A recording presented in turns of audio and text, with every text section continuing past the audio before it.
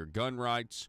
Also, at 7:33, Congressman Rick Crawford will be with us. We'll talk about Trump's State of the Union address, so you're not going to want to miss that.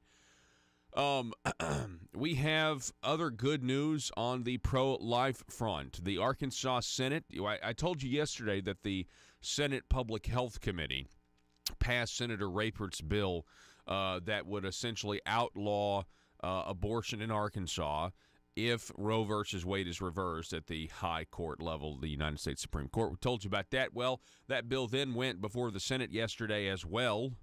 We're just not going to have time to cover everything. I mean, but I'm going to bring you that audio probably on Monday, and we're going to have a larger discussion on it. But that bill went before the Senate yesterday, the full body, and it passed. And the Gazette has a write-up about it. Of course, the Democrats, not really. There was a few Democrats that voted for it, though, right? 2 or 3 Democrats voted for it. Anyway, we'll that's great news. I mean, and we'll cover that and get the news out there as best we can. But today on the program, we're mainly going to be focusing on what happened yesterday in House Judiciary when it came to your gun rights, because it was fascinating. And the show starts in 10 seconds, and I'll tell you even more, so don't go anywhere.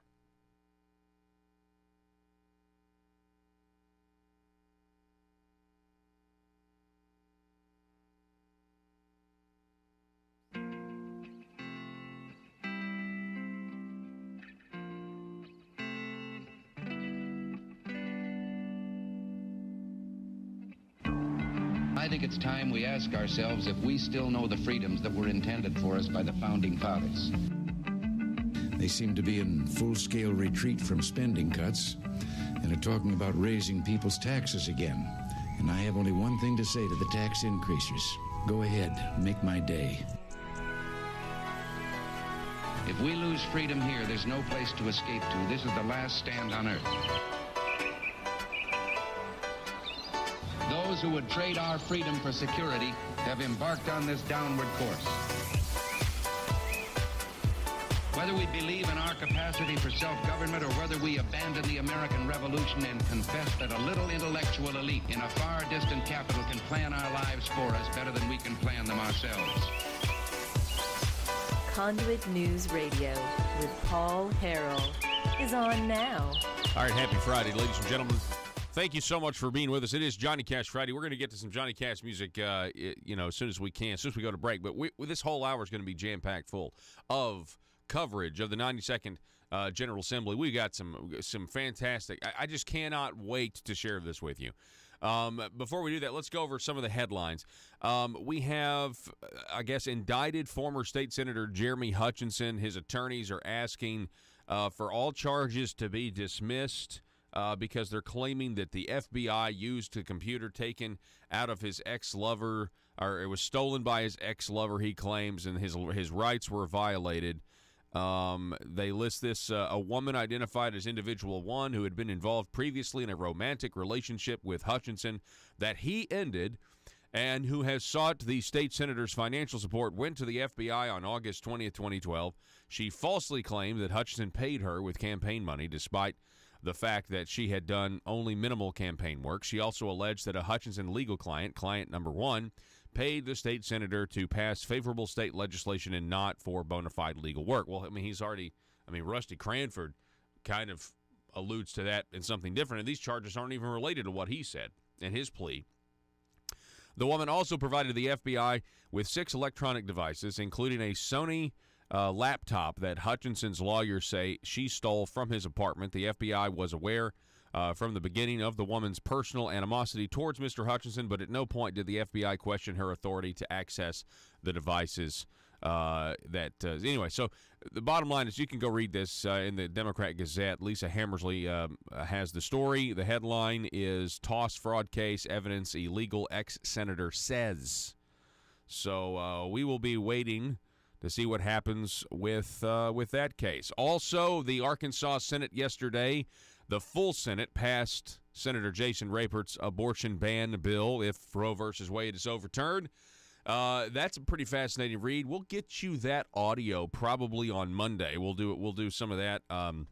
But let me just tell you, I was personally in the House Judiciary Committee yesterday, where State Representative Brant Smith, who, by the way, is going to be on the program at 7, he'll be here in studio. State Representative Brant Smith was running a resolution to clarify gun rights. And this was a fantastic, in my opinion. I know a lot of people are disappointed because it didn't pass, but it didn't come to a vote yesterday. They simply ran out of time.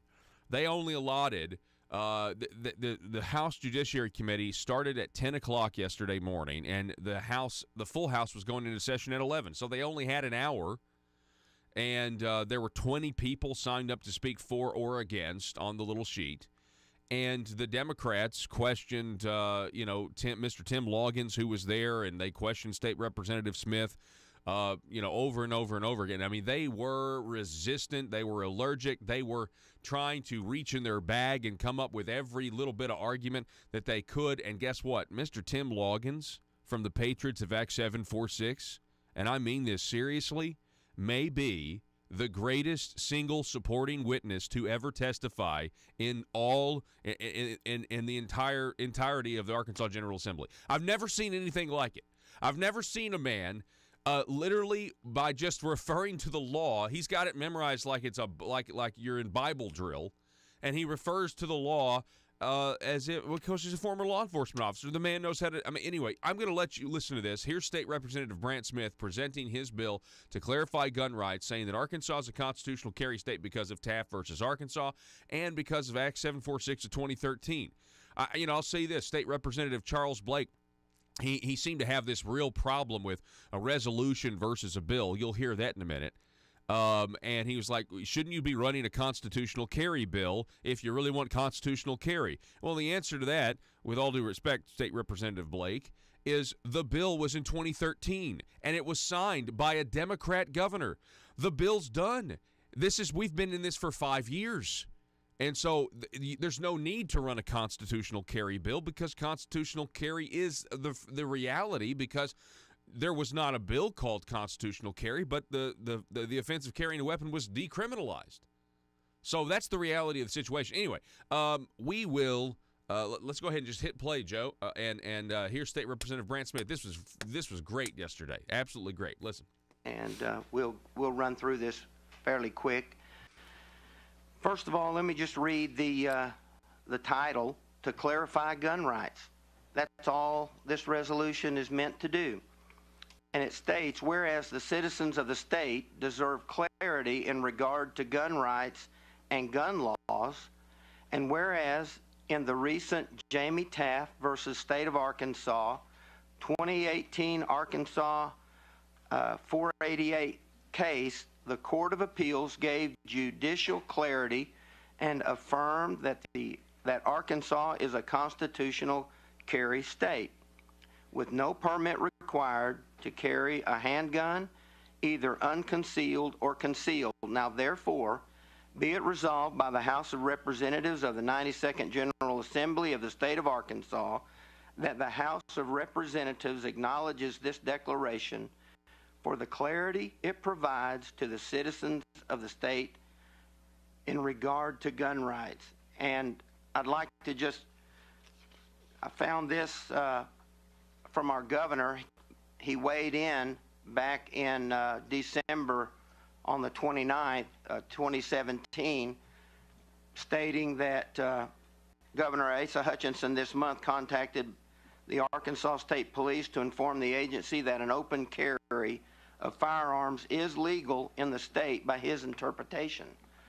Also, to kind of support that, the Attorney General, Leslie Rutledge, says there is no penalty for carrying a concealed handgun without a concealed license. And so, along with broad support from leadership on the Senate end, they are encouraging me, along with Patriots of Act 746, a 17,000-member organization in our state, your constituents, are asking me to carry this resolution for the purpose of clarifying our gun rights. And with that, I'd like to ask Tim to make a comment. And state your name, right? Thank you, Madam Chair, committee members. Thank you, Representative Smith, for this opportunity to speak on behalf of the Patriots of Act 746 and the citizens of Arkansas. I had the honor of speaking to this committee in October, almost immediately after the Taft decision, and was able to announce the clarity that we now have with case law, that no permit is required. I want to remind the committee that Jamie Taft was carrying concealed, and the court found that that was not unlawful. I want to thank the members that voted for Act 746 in 2013 that decriminalized carrying a weapon in Arkansas. I appreciate your efforts on that. And I also want to acknowledge this body and say thank you. When folks have said, hey, the law is unclear and we need to address it with another law, y'all resisted that temptation and stayed true to what Act 746 did. And I want to say thank you for that. Representative Smith has run this resolution that is a, in my opinion, brilliant resolution. 573-120 is the offense of carrying a weapon. And it states roughly that a person commits the offense of carrying a weapon if they have a handgun, knife, or club on or about their person, in their vehicle, or otherwise readily available, with the intent to unlawfully employ that weapon against a person. If you look at the concealed handgun license statutes, 573-301 through 573-326, nowhere does it say in those statutes that a permit is required to carry a concealed weapon. If you look at AG Opinion 2018-002, Attorney General Rutledge correctly stated in the second sentence that there is no penalty for carrying a weapon concealed if you don't have a permit. We look at the law is clear. We look at case law is clear. And this opportunity right here for this committee and the House to acknowledge to the citizens the clarity, I'm not asking y'all to change the law. I'm not asking for a debate on what the law says or what we want in Arkansas. Instead, this is an opportunity to say to the citizens, here is your law, here's what it says, here's what case law says, and on behalf of the citizens of Arkansas, I thank you for passing this resolution. All right, stop right there. And with that, we're gonna get back to that. We're gonna take a break. Let's go to break right now. And the audio is messing up. I don't know if that's on their end. We're about to find out though, because we're gonna refresh the browser. But it may just be how they have recorded it. But it seems like it's getting worse. Anyway, it gets better, folks. So stay tuned, and I'll bring you this. You're not gonna want to miss what happened in House Judiciary yesterday. Again, it's going to run on Tuesday. I'm told that the House Judiciary Committee will meet again on Tuesday. But see, here's the thing. There were a few Moms Demand Action radicals in the audience, and I got a feeling that they're going to be everywhere on Tuesday now, right? But I do feel like the Republicans are going to hold strong, stand together, declare the obvious, pass a resolution, and clarify. And really, it doesn't even matter. If the resolution fails, there's still going to be people open and concealed carrying without a permit, and there's still going to be prosecutors who can't do anything about it because they can't get a conviction. This is just a way to really help the citizens of Arkansas. And State Representative Crawford, by the way, she had an amazing testimony about all this, about how she didn't know about this law before she was a legislator, and she was in a dangerous situation one of her first times coming up to Little Rock, and she was so glad that as a woman she could just legally carry a gun if she needs to. All right, we're going to take a break. Back in a minute.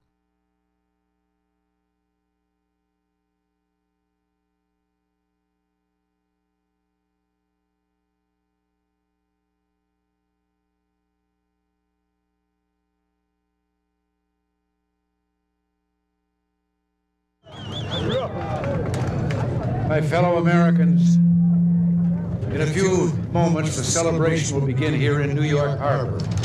It's going to be quite a show. I was just looking over the preparations and thinking about a saying that we had back in Hollywood about never doing a scene with kids or animals, because they'd steal the scene every time. So you can rest assured, I wouldn't even think about trying to compete with a fireworks display, especially on the 4th of July. My remarks tonight will be brief, but it's worth remembering that all the celebration of this day is rooted in history. Good morning. It's recorded that shortly after the Declaration of Independence was signed in Philadelphia, celebrations took place throughout the land, and many of the former colonists, they were just starting to call themselves Americans, set off cannons and marched in fife and drum parades. What a contrast with the sober scene that has taken place a short time earlier in Independence Hall. 56 men came forward to sign the parchment. It was noted at the time that they pledged their lives, their fortunes, and their sacred honors. And that was more than rhetoric. Each of those men knew the penalty for high treason to the crown. We must all hang together, Benjamin Franklin said, or assuredly we will all hang separately. And John Hancock, it is said, wrote his signature in large script so King George could see it without his spectacles. They were brave. They stayed brave through all the bloodshed of the coming years. Their courage created a nation built on a universal claim to human dignity, on the proposition that every man, woman, and child had a right to a future of freedom. For just a moment, let us listen to the words again. We hold these truths to be self-evident, that all men are created equal, that they are endowed by their Creator with certain unalienable rights, that among these are life, liberty, and the pursuit of happiness. Last night, when we rededicated Miss Liberty and relit her torch, we reflected on all the millions who came here in search of the dream of freedom, inaugurated in Independence Hall. We reflected, too, on their courage in coming great distances and settling in a foreign land and then passing on to their children and their children's children. The hope symbolized in this statue here just behind us, the hope that is America. It is a hope that someday every people and every... All right, Johnny Cash Friday, everybody. We're in the middle of this audio right now. So, yesterday, the House Judiciary Committee, judicial system. Dana Carvey always had a bit where he was just like, you can't say the word judicial or judiciary and not sound drunk. And he said it's a disadvantage. You know, it's not me, it's the judicial system. And he's kind of right. All right, so here is Mr. Tim Loggins has just yesterday, this is an act to clarify gun rights, your gun rights, Act 746, what has been proven in court with the Taft decision, what has been, with prosecutors throwing out convictions, some people being found innocent when they actually go to trial because you cannot get a conviction unless you can prove intent to commit a crime against another person. So, all that being said, this is a resolution clarifying, just proclaiming what Act 746 did all the way back in 2013. That was signed by Democrat governor, by the way, Mike Beebe. Thank him for this the next time you see him. And here is Tim Loggins. He just got through thanking the committee, telling everybody what the resolution is going to do, and he opened himself up for questions, and it sounded like this. And on behalf of the citizens of Arkansas, I thank you for passing this resolution. And with that, I would open it up for any questions or comments. Representative Tosh, you're recognized for a question. Thank you, Madam Chair. Representative Smith, I think it's extremely important that people understand that this is a resolution and will not be actually will not go into law. Would you care to elaborate a little bit, because we don't want to be misleading in the fact that this is going to be statutory, that it is a resolution, and right. It'd probably be best for everyone if you explain the difference. Well, and thank you, Representative Tosh. Great question. This bill is asking for clarity. You're asking for clarity on the difference between a bill and a resolution. And so, to the best of my knowledge, and I've gotten tons of emails on this, as maybe many of you have, thanking me for running a bill. They want to know, when is this going to become law? And I have to go back and explain, it's a resolution. It doesn't change the law.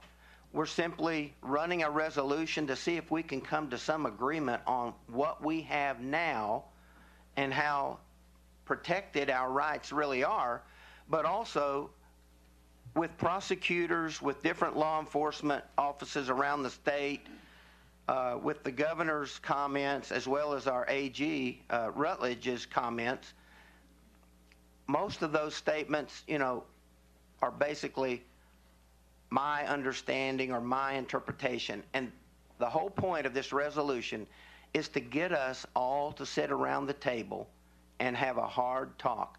Because right now, we're filing more gun bills. We're adding more regulations and statutes and code on our Second Amendment rights. And I'm just saying, let's talk about this together and get all the principles to the table and come up with something that is plausible so that we can know when we walk out of that meeting where we stand individually and corporately in our state. So this resolution is not a law. It won't become law, but we just want clarification, and that's what this resolution, I hope, will do.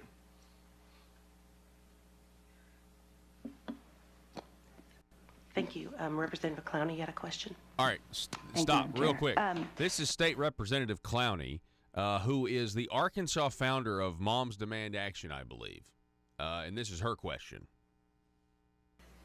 Representative Smith, excuse me. I appreciate your clarification on the resolution versus law. My concern is that a resolution would further muddy the waters as opposed to clarifying them. Because I'm thinking about people of the state seeing the headlines. Arkansas lawmakers say we are a permitless carry state, or however the headline would read.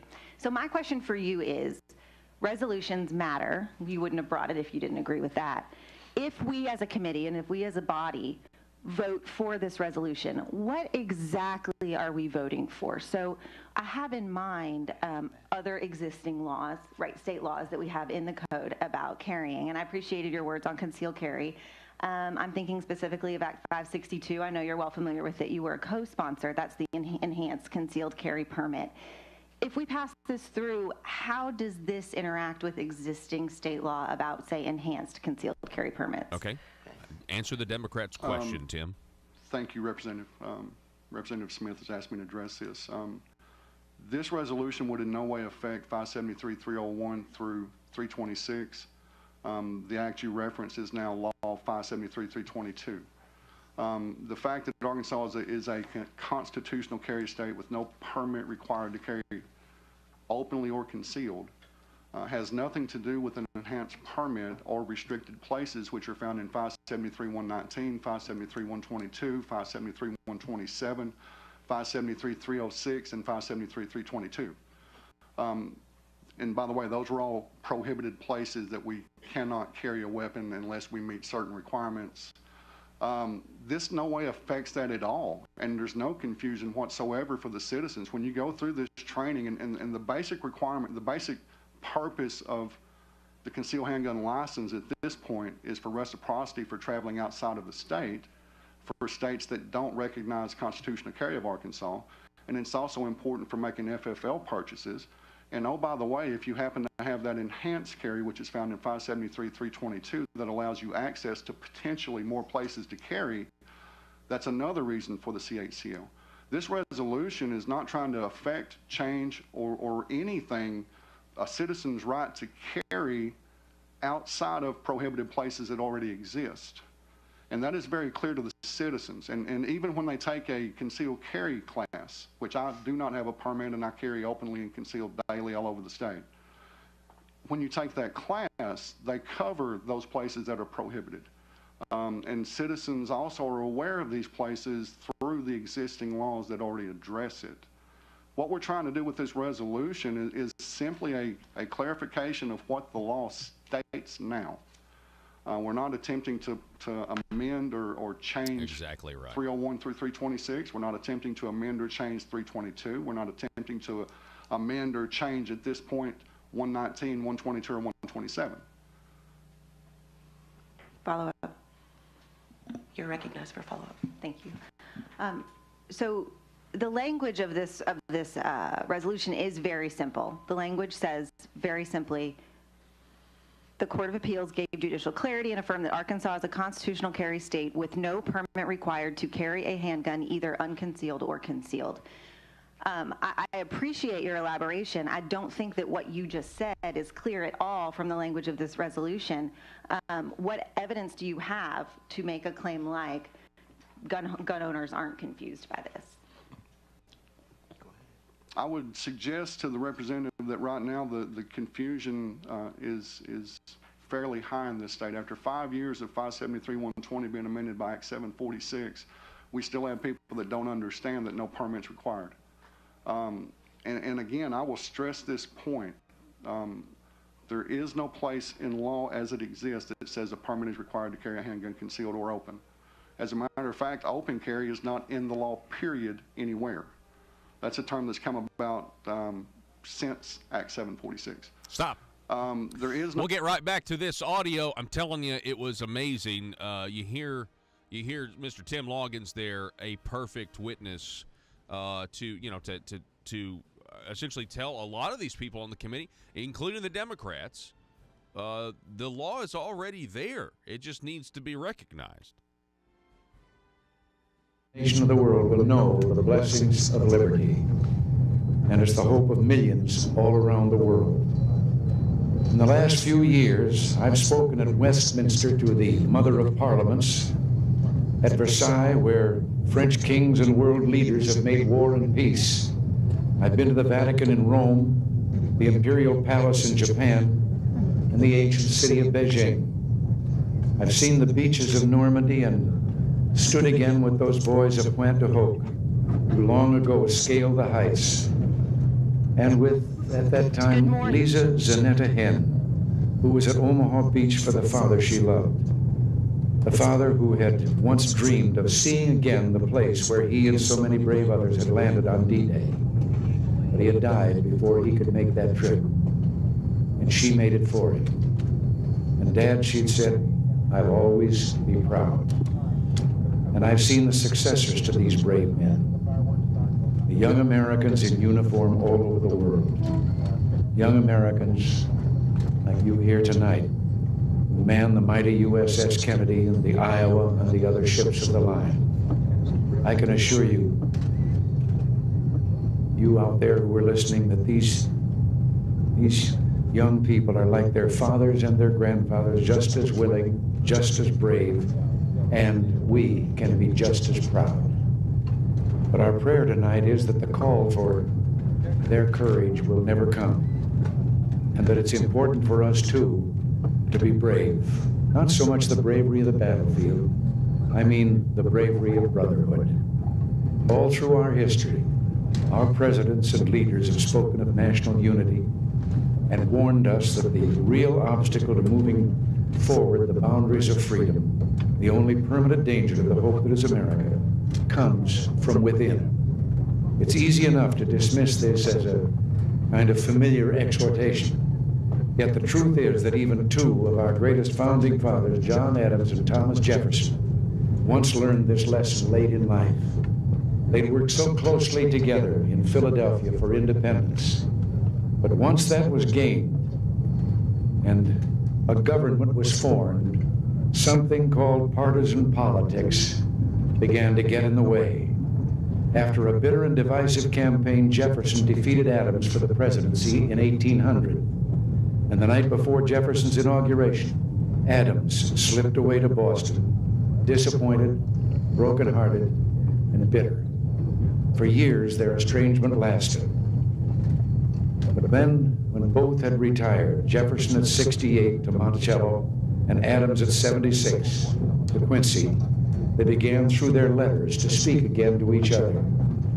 Letters that discussed almost every conceivable subject: gardening, horseback riding, even sneezing as a cure for hiccups, but other subjects as well: the loss of loved ones, the mystery of grief and sorrow.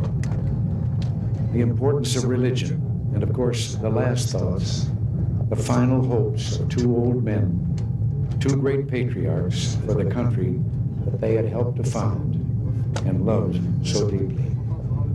It carries me back, Jefferson wrote about correspondence with his co-signer of the Declaration of Independence, to the times when, beset with difficulties and dangers, we were fellow laborers in the same cause, struggling for what is most valuable to man, his right to self-government, laboring always at the same oar, with some wave ever ahead threatening to overwhelm us, and yet passing harmless, we rode through the storm with heart and hand.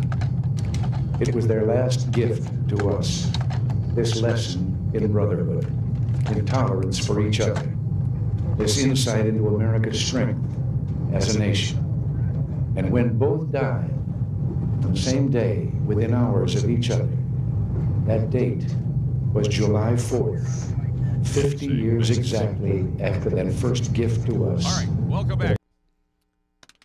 It's Johnny Cash Friday. We're doing a little bit of singing here. All right, so if you're just joining us, yesterday in the House Judiciary Committee, there was hearing over a gun resolution to clarify, or a resolution to clarify your gun rights. Very simple. State Representative Brant Smith will be by the studio here coming up at 7:05. Rick Crawford coming up at 7:33. We're going to talk about the Donald, the president's State of the Union address. So you don't want to miss that. So if you're just joining us, the resolution to clarify gun rights and basically acknowledge what the law already is. You don't need a permit to carry open or concealed. It did not come up for a vote yesterday, but they debated it extensively. The reason it didn't come up a vote really is because they ran out of time. There was 20 people signed up to speak for or against. The representatives seemed to want them to be able to have their say. And apparently now it's going to be heard on Tuesday. The Moms Demand Action people apparently already have an event scheduled on Tuesday. It's like National Awareness Day for the radical anti-Second Amendment group Moms Demand Action. So they're going to say we're not an anti-Second Amendment group. Well, that's just, they say that. What they really believe is they don't believe the Second Amendment gives you a personal right to bear arms. They believe it gives you a right to be in a militia and be conscripted to serve in the military. I mean, it's like the most anti-individual thing you can think of. But anyway, let's get right back to it, shall we? The Democrats continue with their questioning of State Representative Brant Smith from yesterday and Tim Loggins, who was at the end of the table as a supporting witness. Listen to this. After 6 or 7 court cases that have been dismissed, I would point to a recent Forest City case where a gentleman by the name of Jonathan Chadwick was falsely arrested in Forest City for open carrying in a store. Eventually, the case was thrown out because he didn't break a law. We had another case recently in Greenbrier where he was actually found not guilty, but that was a lower court decision that didn't affect case law, didn't set precedent. So we have law enforcement agencies, and now with this Taft decision, and I cannot stress enough that Taft was carrying concealed. Okay, he did not have a permit. He was doing other activities, but he was carrying concealed, and the store clerk called and said, hey, there's a guy with a concealed gun acting strange. And that's what the initial stop was based upon, the possession of that concealed weapon. He did not have a permit, and the Taft decision is very clear that that's not even a reason for the law enforcement to interact with the citizen. And oh, by the way, that's also addressed in Duffy v. Nebraska out of the 8th Circuit Court of Appeals. Stop. I mean, possession of a weapon is not reason. It just kept coming. I mean, Tim here just continued just a wealth of knowledge, and it was pretty incredible. Now, keep in mind that he is addressing a Democrat question. State Representative Clowney, I think is her name. And I'm told that she was intricately involved in founding the Moms Demand Action chapter here in Arkansas. Okay? So that's why this is kind of a big deal, that and with her question and everything. So, Joe, go ahead and I'm sorry. Go ahead and continue with the video, please. Oh, okay. Well, it's whenever you're ready.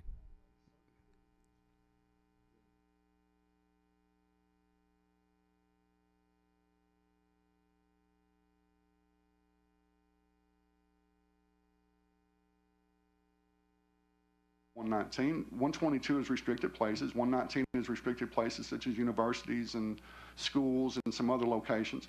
We're not addressing those with this. We're not trying to attempt to change that law in any way. What we're trying to say is, hey guys, outside of existing law, you can carry a weapon concealed. You can carry it open. You can carry it in your car. You can carry how you see fit, because Arkansas's constitutional carry, that's what the law says. The law says you don't need a permit. Well, and also we need to take into consideration the intent of the person carrying. If there's no intent, there's no breaking of the law. And that is one of those issues where perhaps we need some more clarity too, because we can't always look at a person and say their intent is to do harm. That's through observation, and walk should not be taken into custody or questioned because there's no intent there, no discernible intent to do harm. So that's also important. Thank you. Representative Glover. Yes. Thank you, Madam I love this part. Chair. Listen to this. Of course, I realize the Courts of Appeal is not the highest court, in the state of Arkansas, and I was just wondering, is there any precedent where the Supreme Court of the state of Arkansas has waived in and ruled on this particular issue? Representative, I appreciate that question, and you are correct. It is a Court of Appeals decision which gave us precedent. At this time, there has not been an appeal beyond the appeals court level. And no, we don't have anything from the Supreme Court at this time since 2013 when Act 746 was passed. The heart of your question is, could the Supreme Court come back at a later date and overturn TAF? Well, I guess we run that risk with any decision of an appeal court. I do not see that happening whenever you look at the model jury instructions from the Arkansas Supreme Court concerning 573-120. The model jury instructions say that the state must prove beyond a reasonable doubt that a person is carrying a handgun, knife, or club on or about their person in their vehicle, otherwise readily available, with the intent to unlawfully employ that weapon against a person. And that is subsection A of 573-120, and the Supreme Court has actually put that in their model jury instructions, that must be proved beyond a reasonable doubt, and no other factors can be used whether that person is guilty or innocent on carrying a weapon charge. So I wouldn't anticipate the Supreme Court overturning TAF, if that's really what you're asking. It's fantastic. All right. So pretty much. Representative Collins. Okay, we're going to stop. And the next question up is from Democrat State Representative Collins. We'll get his question here in just a second. So, so what about the it's a circuit court. It's not the Supreme Court. Yeah, but let me tell you that it actually their model jury instructions essentially quote the exact law. They quote 746 verbatim. Okay, here's State Representative Collins.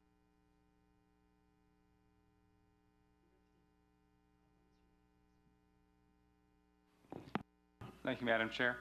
I'm just curious what you think this language does, which is in 573-315.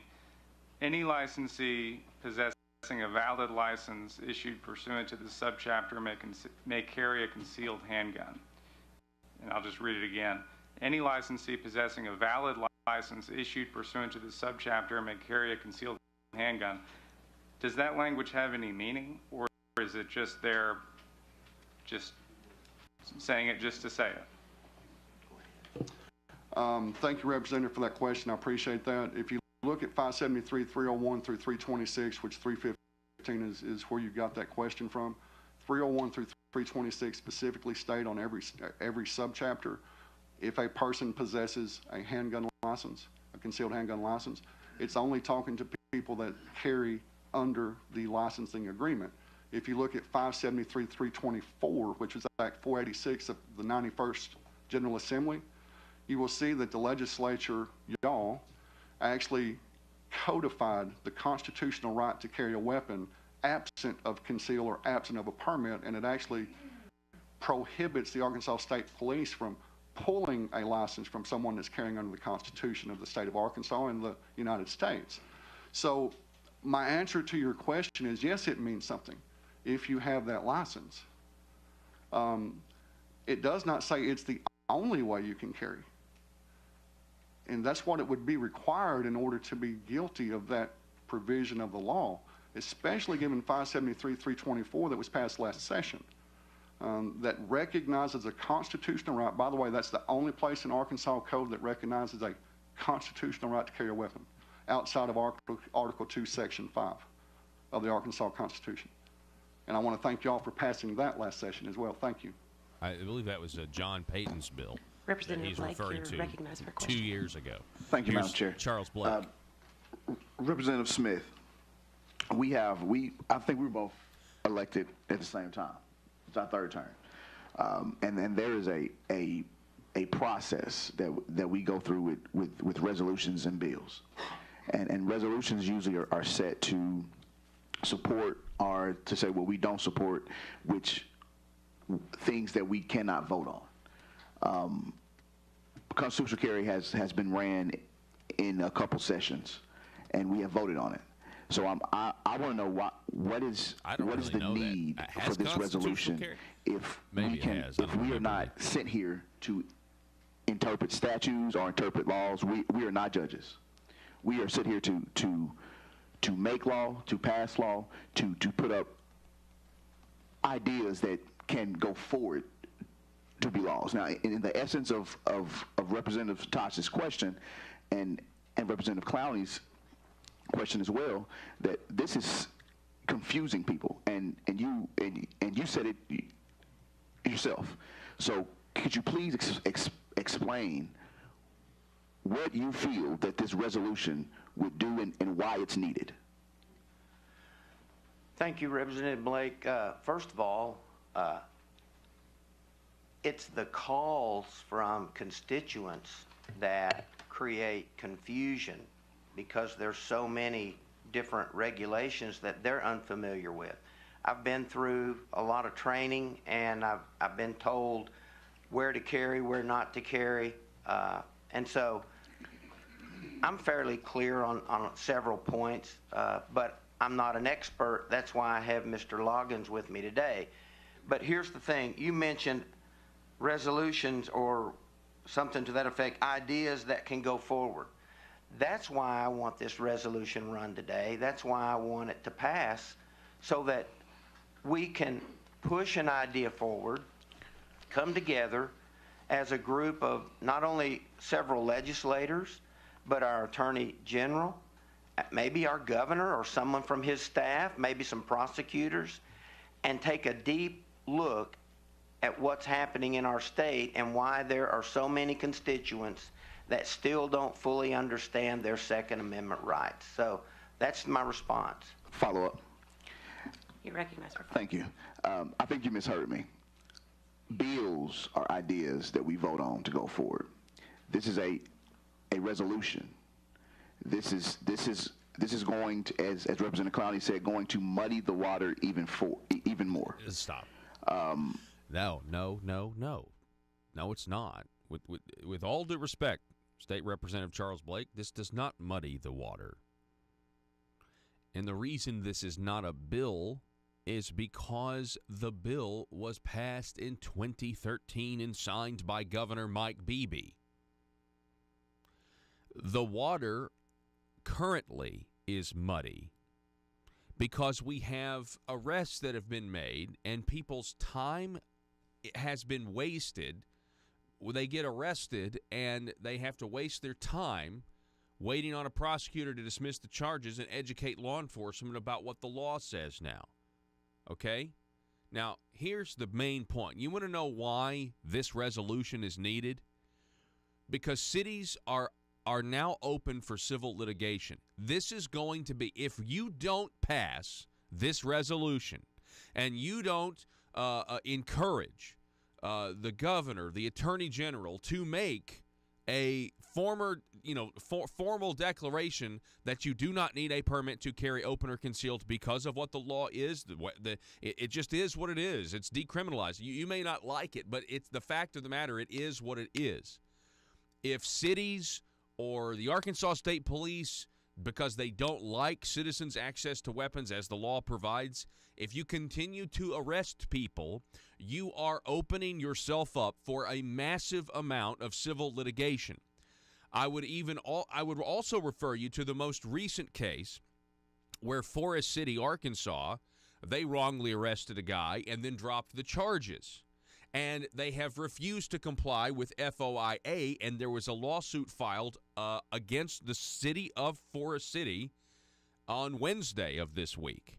They have now been sued because of this entire situation, because they were uneducated as to what the law was, and then they didn't want to comply with the Freedom of Information Act correctly. They are now being sued. So we already have an example. But because the water is muddy now, not that this resolution will make it less money. This resolution will help to make it clear as to what your gun rights are here in Arkansas, as to what you are allowed to do. There are still prohibited places. Private businesses can still put up signs saying that they don't want you to carry on their property because it's a private property issue. But you heard Tim say, and here's the thing. It doesn't matter what happens with this resolution on Tuesday, if it passes or whatever. There's still going to be people carrying open and concealed without a permit. But this is really an attempt to save government money, i.e. taxpayer money, because the government really has no money. The taxpayers are what fund it. This is also an attempt to save taxpayer money, because if these little municipalities continue to do what they're doing, and it's not all little ones. I mean, you know what I'm saying? There are false arrests. There are wrongful arrests being made every year in Arkansas, and these cities are going to start getting sued, and they're going to lose. They are going to lose. And even if they don't lose, they're going to have to spend money to defend. So that needs to be crystal clear here. Again, Forest City was sued this week in relation to this already. And maybe on Tuesday that'll be brought up even more, But these Democrats are so anti-gun, they believe that guns are essentially these sentient beings floating around, ready to kill. They don't see guns as tools. They see guns as it's the guns that kill people. It's not the corrupt human heart. Anyway, we're going to take a break, and we're going to be back here in just a moment. Don't go anywhere.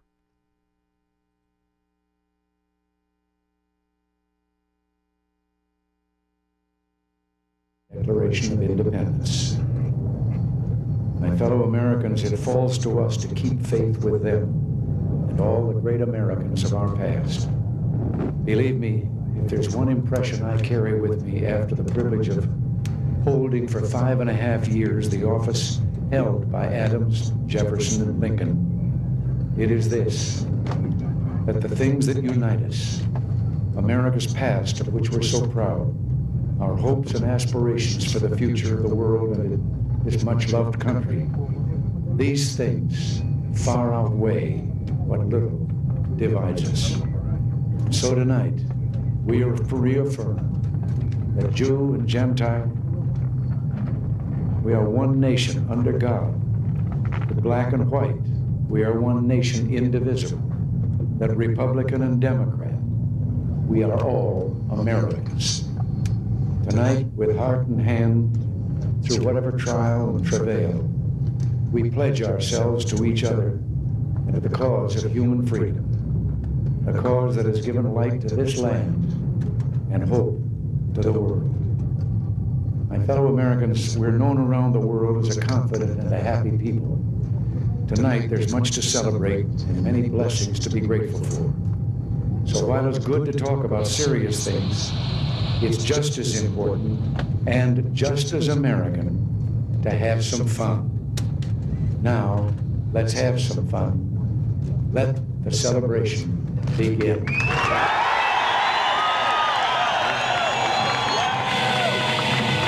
A light to the world, a beacon held high.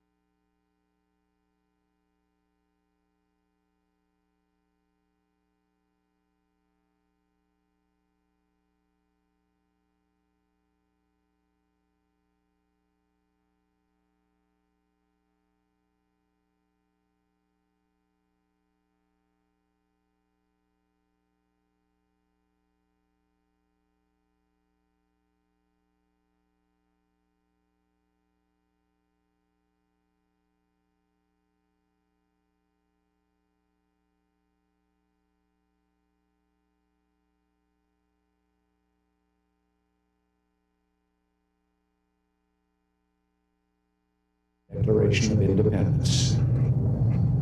My fellow Americans, it falls to us to keep faith with them and all the great Americans of our past.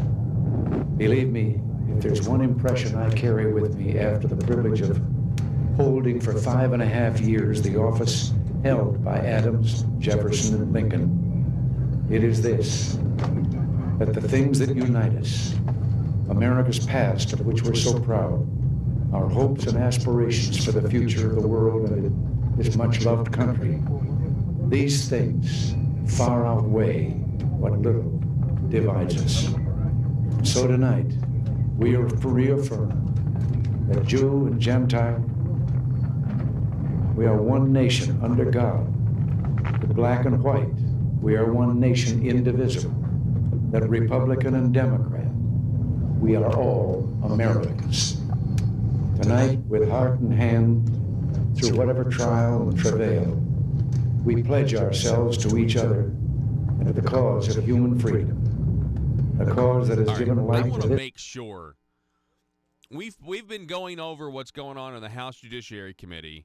We've been going on over this the entire hour, and we got State Representative Brand Smith going to get a little bit more clarity on this coming up at 7:05 about what's coming out, and this is a huge deal. But I have State Representative Cindy Crawford. I have got to let you listen to what she said. Republican Cindy Crawford said this yesterday in the House Judiciary Committee. Listen. Representative Crawford, you recognize her question. Thank you, Madam Chair. Colleagues, I did not know this law was real until I became a representative. My first trip to Little Rock, I was in a very precarious situation, and I was not armed. I did not know until after that day that I could have protected myself. So I'm asking for a due pass for this resolution, please. So stop. That right there. Now actually that started a long line of confusion, the due pass motion or whatever that. Anyway, but that's a whole nother thing. And you know what? It is what it is. I'm excited about Tuesday. That story, though, I wanted to bring you because that is exactly right, okay? How many women out there want to be able to protect themselves, but they think they have to have a permission slip from the government?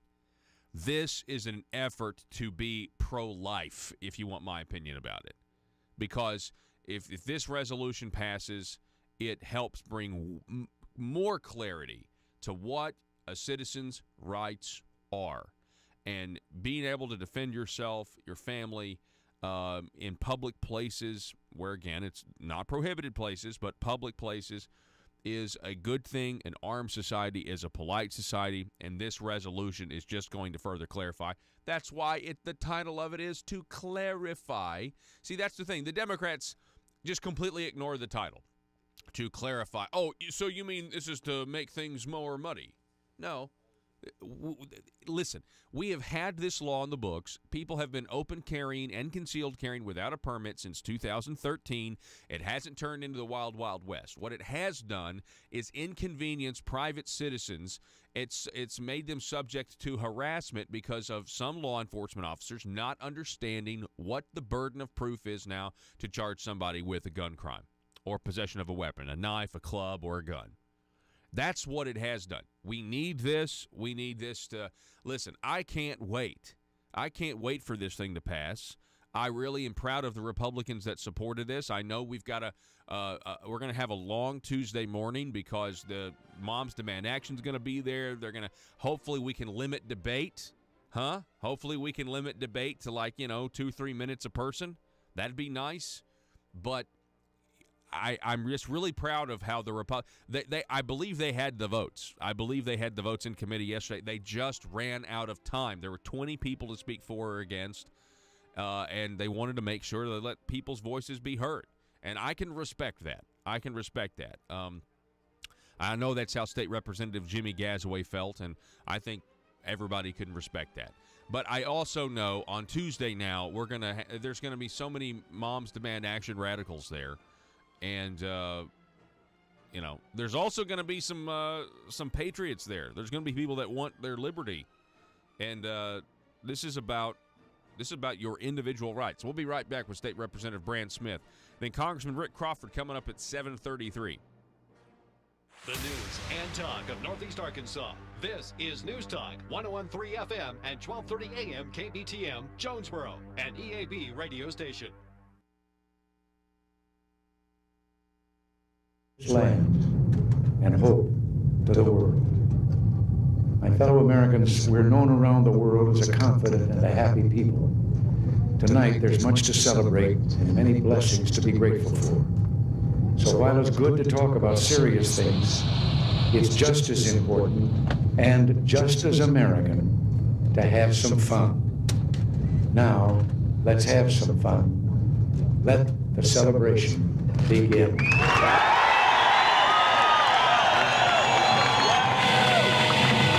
A light to the world, a beacon held high.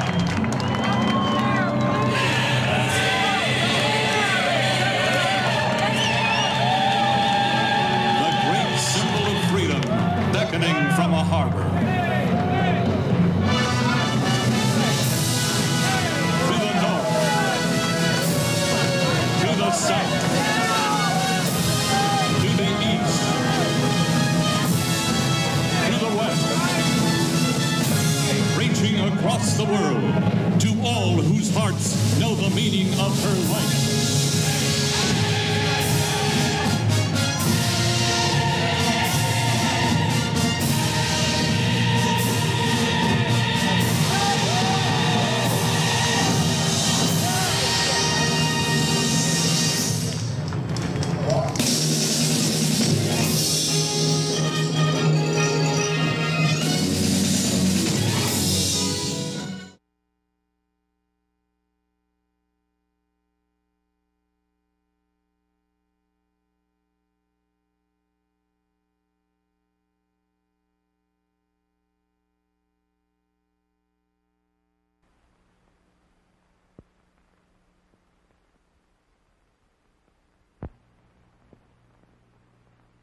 From Washington, D.C., CBS News presents an address by John F. Kennedy, President of the United States.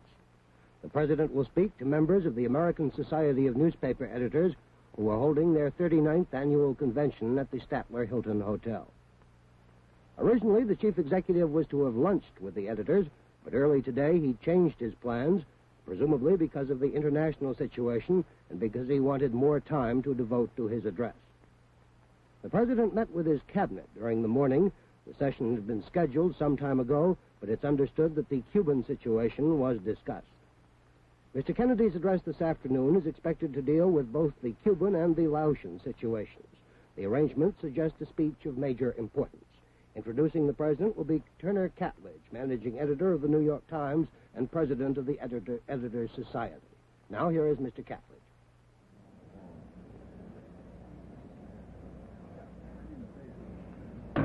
Ladies and gentlemen, the President of the United States.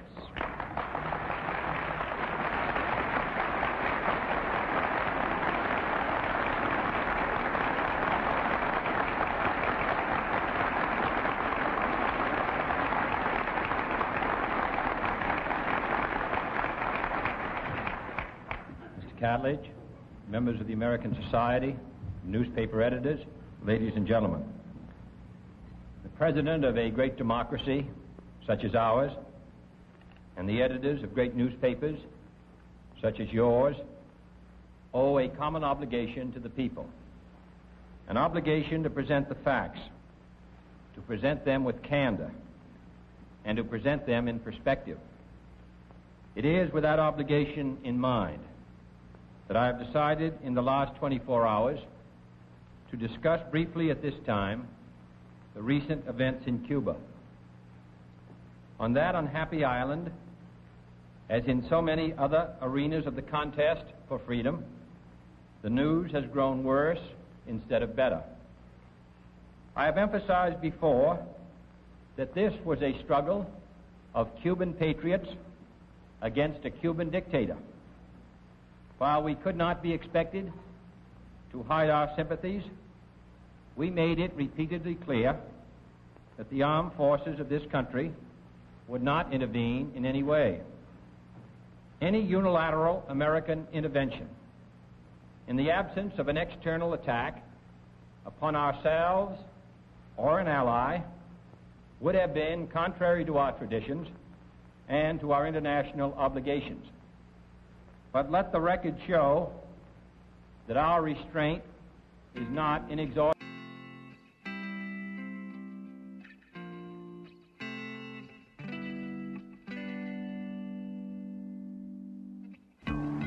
I think it's time we ask ourselves if we still know the freedoms that were intended for us by the Founding Fathers. They seem to be in full-scale retreat from spending cuts and are talking about raising people's taxes again. And I have only one thing to say to the tax increasers. Go ahead, make my day. If we lose freedom here, there's no place to escape to. This is the last stand on earth.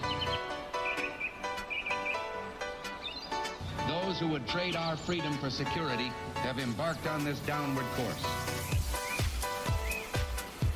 Whether we believe in our capacity for self-government or whether we abandon the American Revolution and confess that a little intellectual elite in a far distant capital can plan our lives for us better than we can plan them ourselves. Conduit News Radio with Paul Harrell is on now. All right, ladies and gentlemen, welcome to the program. Hour number 2. Thank you so much for being with us today. It was a very exciting day yesterday in the 92nd General Assembly. You had Senator Jason Rapert's pro-life bill advance out of the full Senate. And I know it was an emotional debate. I understand it was an emotional debate. We're going to cover that for you, probably give you some audio and video of that on Monday. And but then we covered this all last hour. A resolution to clarify gun rights was heard, and it didn't. It never came up to a vote because they ran out of time. Joining us now to talk more about this, we got State Representative Brant Smith is with us. Brant, thank you, Paul. It's a privilege to be here. So it was kind of disappointing yesterday because it didn't come up for a vote. I think the votes were there, but there were also 20-something people there that wanted to speak for or against it, private citizens. Right. And I think in the interest of that, it's going to run now on Tuesday, right? Well, that's my understanding. As the committee ended yesterday, it was kind of left dangling. I mean, are we going to be able to come back? And if you look at the last part of that video, there was a point where I was asked by the chair, are you ready to close? Mm-hmm. And I tried to do that. Yeah. But there were so many motions in that committee hearing that I just thought, I'm not even clear where we are, because it descended into chaos. Yeah. And it did towards the end, yeah. It did, but I think that was part of the strategy of our Democrats on the committee to almost like a basketball game where you want to run the clock down, so there's hold the ball. Hold the ball, run the clock down, and then it's over. Well, so after just to give some people more clarity, after you were finished and Mr. Tim Loggins was finished, who did a great job. Didn't he do a great job? Oh, yeah, fabulous job. Yeah. So after that, then there was Mr. Glenn Britlin from the Arkansas Liberty Coalition. He went to the end of the table, testified for the bill. Then they had one gentleman. What's that gentleman's name that testified against the bill? Do you remember? Tate. Yeah. Last name Tate. Mr. Tate comes, and he is very anti-gun. And began to, I think at one point he seemed to express a fear of an armed populace, almost looking, it almost was a racial thing, meaning like he would be shot or more likely to be shot if white people have guns because he's black. At least that's how I took it. I was in the audience and I was like, really? And so that was kind of way far out there. And then by the time he was done, there was a motion for immediate consideration, and then that didn't have the votes. I think there may have been two of those. There was. It was kind of bedlam at one point, and then of course, bedlam. Yeah, I love that word. Yeah, and then we are here. You are today. So, but yeah. you think your colleagues, you're on this committee right. as well, so you're a yes vote for it. Right. So you need 10 more. You think you got 10 Republicans on this committee that are going to vote for this resolution, not bill? We need to make sure that a couple of our members that were absent yesterday, for whatever reason, maybe one was running a bill. I didn't see the other state legislator at the Capitol yesterday, but we need to make sure that everyone is present. I mean, you've got a committee of 20, and if we need 11 votes, we need 11 votes. Right. And several of the members came. How many Democrats are on that committee out of the 20? 5. 5. Right at 5, I believe. Okay. And I mean, this whole thing was supposed to be simple. Right. I feared that it wouldn't be simple, and my fears were, came to truth, but Tim did a good job. I'm really proud of Representatives Crawford and Davis. And then at the end, I was really proud of Representatives Hawks and also Gazaway because we are there to represent our constituents, and they wanted everyone that wanted to speak to be heard. Yeah. And so the clock had run down, but and also to Representative Charlene Fight's credit, I believe it was her that made the motion for immediate consideration. I mean, I think everybody kind of was like, okay. Well, and Tosh did too. Yeah. Okay. Yeah. So. Yeah, there was a motion to pass, or it got to the point where I couldn't figure out what's going on either. But and you remember Representative Blake saying, "What are we doing here? What's going on here?" It was kind of nuts. But I think even with a few Republicans who were absent, running bills or whatever, by my count, I think this you still had 11 votes there, which is a positive thing. Now on Tuesday, let me ask you this: on Tuesday now, we've got all weekend. For the Moms Demand Action, who are not a fan, they claim that they're not anti-Second Amendment, but I believe they are. All weekend for them to flood the inboxes of the members on this committee to go back. I mean, Tim Loggins did such a good job of diffusing all of their criticisms because he knows the law like I said earlier, like it's a Bible drill. He knows the law that well. Yes, he does. And now they're going to come back, and probably try to come up with other arguments for why. And it's so frustrating, Brant, because all this resolution is to clarify what already has been on the books for 5 years. The law is clear. And you heard the phrase "muddy the waters" yesterday quite a bit. That's what the opposition would like to do. It's not those of us that are asking, for this resolution to be heard and to be pushed forward to the House, but the Democrats and those in opposition to rights, they are the ones muddying the water. And, it's carefully crafted language, and sometimes it's not even carefully crafted. Yeah. It's just insane what they are trying to do to muddy the waters themselves. Yeah. So Tim did a good job. But Tuesday, if the chair, and the committee's chaired by Representative Carol Dalby, I'd like for her to review the video and watch the progression from clarity to just the muddiness of the whole thing. Yeah. And then come to a decision on, am I going to allow more discussion, or whether she decides, let's just take it to a vote. Right. And see, that was the thing, because once the chair asked me yesterday, the co-chair asked me, are you ready to close? I tried to close, but things were still being shouted about, so I don't know what Dalby will do. Okay, so let's assume that it doesn't immediately come to a vote, and they're going to want to hear this. Okay, so are we going to limit debate at all? Because I got a feeling if there were 20 signed up yesterday to speak for and against, or for, I mean, there may be as many as 40 that want to talk. Well, and I think that would be really wise to do that. Yeah. And not everyone who signs up needs to go and repeat the same statement multiple times. Yeah. I think opposition and those of us that that are pro resolution, they need to get together and say, look, we can all sign up, but if we're all going to say the same thing, let's pick the very best spokesperson for this. Wouldn't that be nice? Yeah, but I mean, I can't.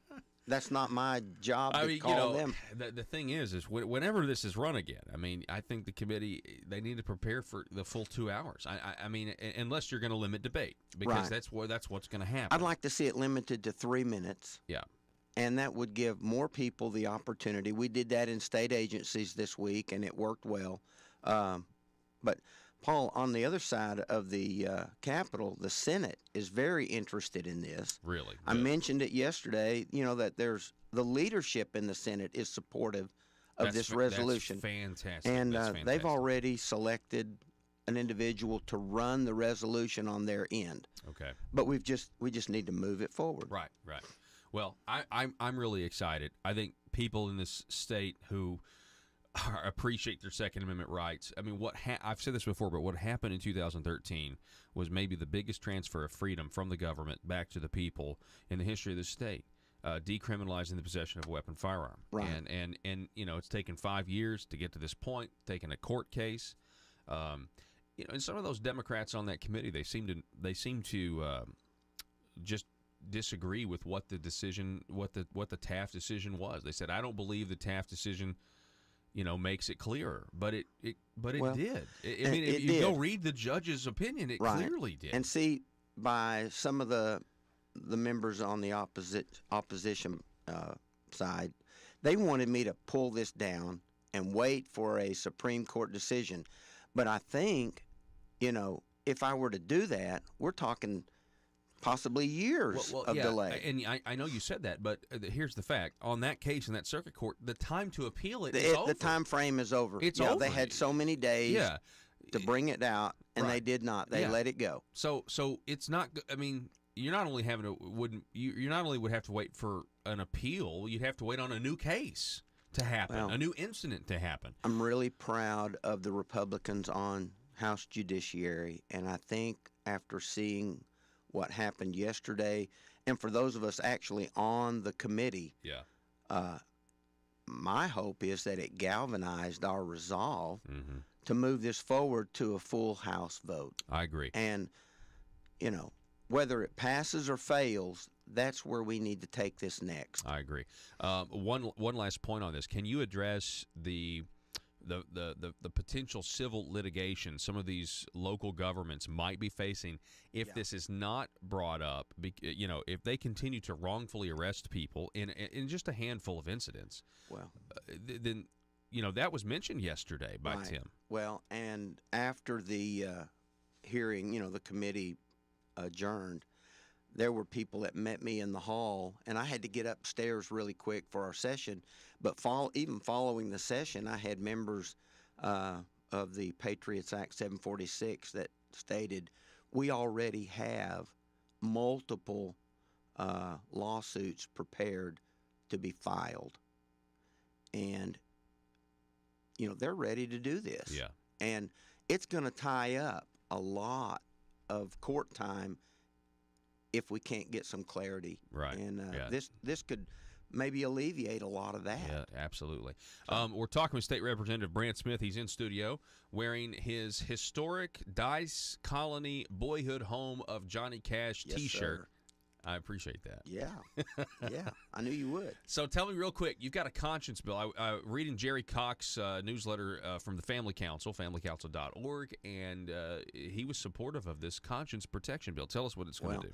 Basically, it's just going to add a layer of protection for medical healthcare workers that are currently not protected if there's a conscience issue that surfaces.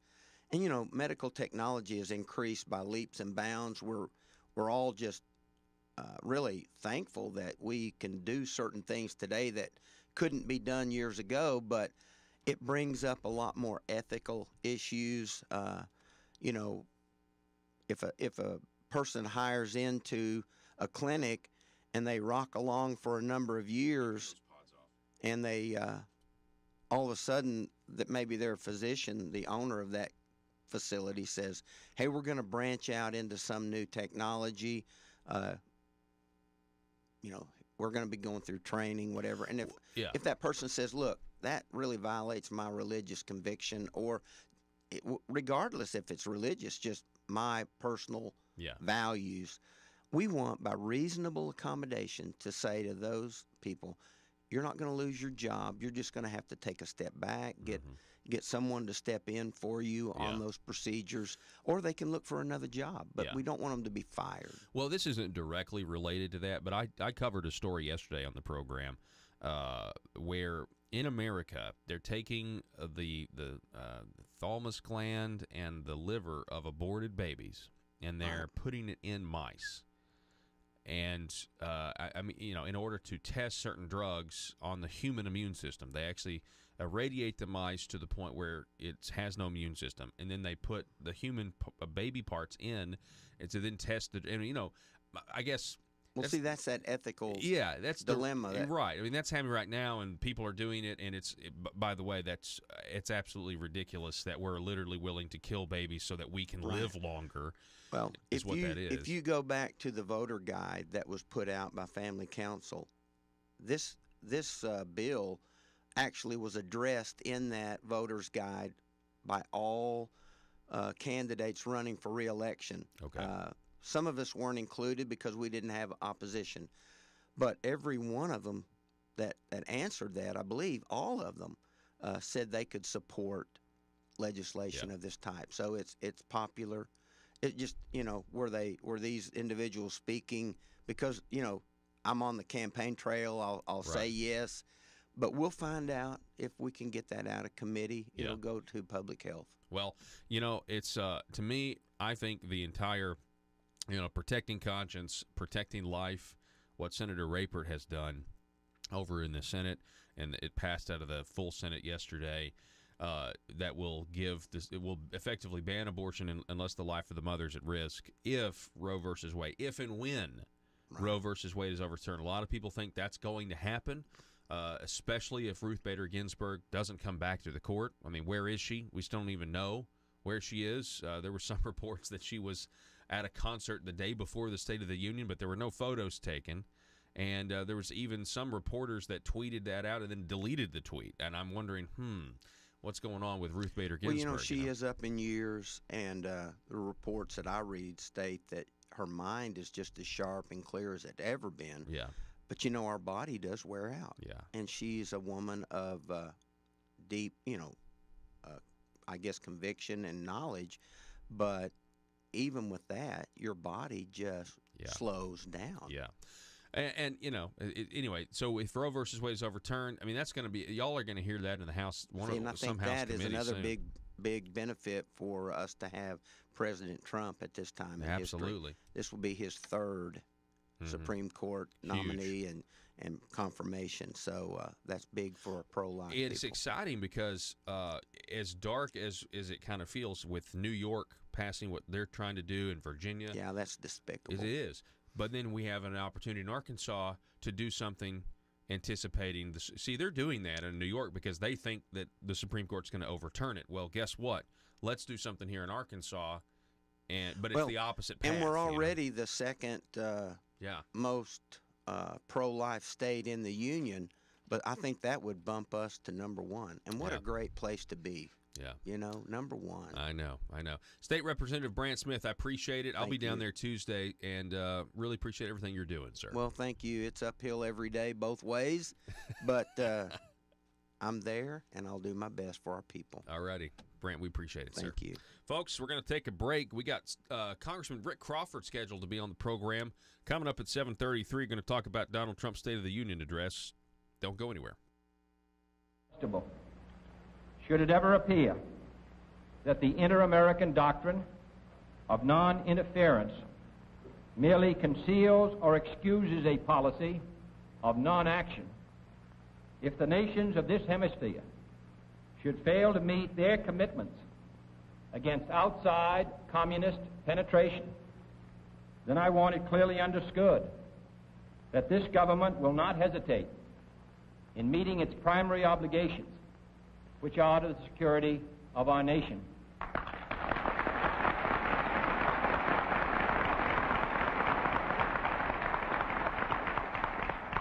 Should that time ever come, we do not intend to be lectured on intervention by those whose character was stamped for all time on the bloody streets of Budapest.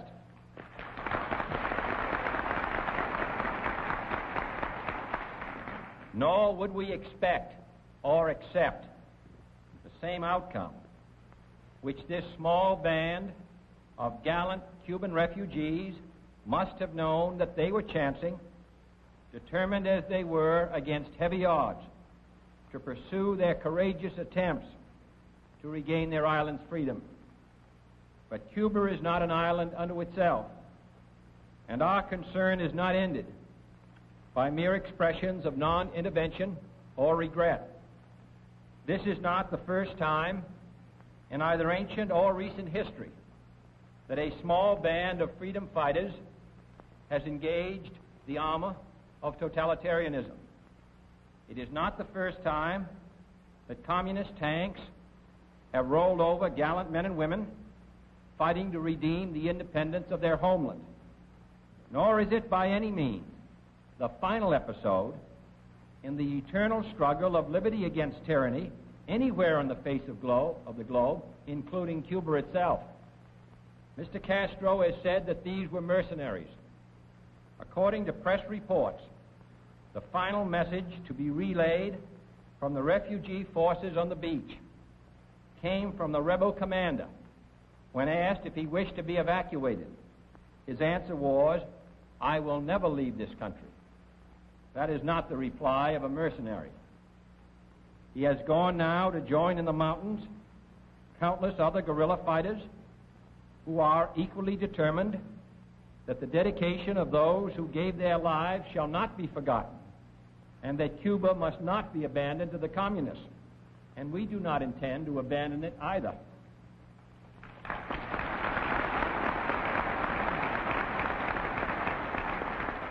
The Cuban people have not yet spoken their final piece, and I have no doubt that they and the Revolutionary Council, led by Dr. Cardona, and members of the families of the Revolutionary Council, I am informed by the doctor yesterday, are involved themselves in the islands, will continue to speak up for a free and independent Cuba. Meanwhile, we will not accept Mr. Castro's attempts to blame this nation for the hatred which his one-time supporters now regard his repression. But there are, from this sobering episode, useful lessons for us all to learn. Some may be still obscure and await further information. Some are clear today. First, it is clear that the forces of communism are not to be underestimated in Cuba or anywhere else in the world. The advantages of a police state, its use of mass terror and arrest to prevent the spread of free dissent, cannot be overlooked by those who expect the fall of every fanatic tyrant. If the self-discipline of the free cannot match the iron discipline of the mailed fist in economic, political, scientific, and all the other kinds of struggle as well as the military, then the peril of freedom will continue to rise. Secondly, it is clear that this nation, in concert with all the free nations of this hemisphere, must take an ever closer and more realistic look at the menace of external communist intervention and domination in Cuba. The American people are not complacent about Iron Curtain tanks and planes less than 90 miles from their shore. But a nation of Cuba's size is less a threat to our survival than it is a base for subverting the survival of other free nations throughout the hemisphere. It is not primarily our interest or our security, but theirs, which is now today in the greater peril. It is for their sake, as well as our own, that we must show our will. The evidence is clear and the hour is late. We and our Latin friends will have to face the fact that we cannot postpone any longer the real issue of survival of freedom in this hemisphere itself. On that issue, unlike perhaps some others, there can be no middle ground. Together we must build a hemisphere where freedom can flourish and where any free nation under outside attack of any kind can be assured that all of our resources stand ready to respond to any request for assistance. Third and finally, it is clearer than ever that we face a relentless struggle in every corner of the globe that goes far beyond the clash of armies or even nuclear armaments. The armies are there and in large number. The nuclear armaments are there. But they serve primarily as the shield behind which subversion, infiltration, and a host of other tactics steadily advance, picking off vulnerable areas one by one in situations which do not permit our own armed intervention. Power is the hallmark of this offensive. Power and discipline and deceit. The legitimate discontent of yearning people is exploited. The legitimate trappings of self-determination are employed. But once in power, all talk of discontent is repressed. All self-determination disappears. And the promise of a revolution of hope is betrayed, as in Cuba, into a reign of terror. Those who on instruction staged automatic riots in the streets of free nations over the efforts of a small group of young Cubans to regain their freedom should recall the long roll call of refugees who cannot now go back to Hungary, to North Korea, to North Vietnam, to East Germany, or to Poland, or to any of the other lands from which a steady stream of refugees pours forth in eloquent testimony to the cruel oppression now holding sway in their homeland. We dare not fail to see the insidious nature of this new and deeper struggle. We dare not fail to grasp the new concepts, the new tools, the new sense of urgency we will need to combat it, whether in Cuba or South Vietnam. And we dare not fail to realize that this struggle is taking place every day without fanfare in thousands of villages and markets, day and night, and in classrooms all over the globe. The message of Cuba, of layoffs, of the rising din of communist voices in Asia and Latin America, these messages are all the same. The complacent, the self-indulgent, the soft societies are about to be swept away with the debris of history. Only the strong, only the industrious, only the determined, only the courageous, only the visionary who determine the real nature of our struggle can possibly survive. No greater task faces this country or this administration. No other challenge is more deserving of our every effort and energy.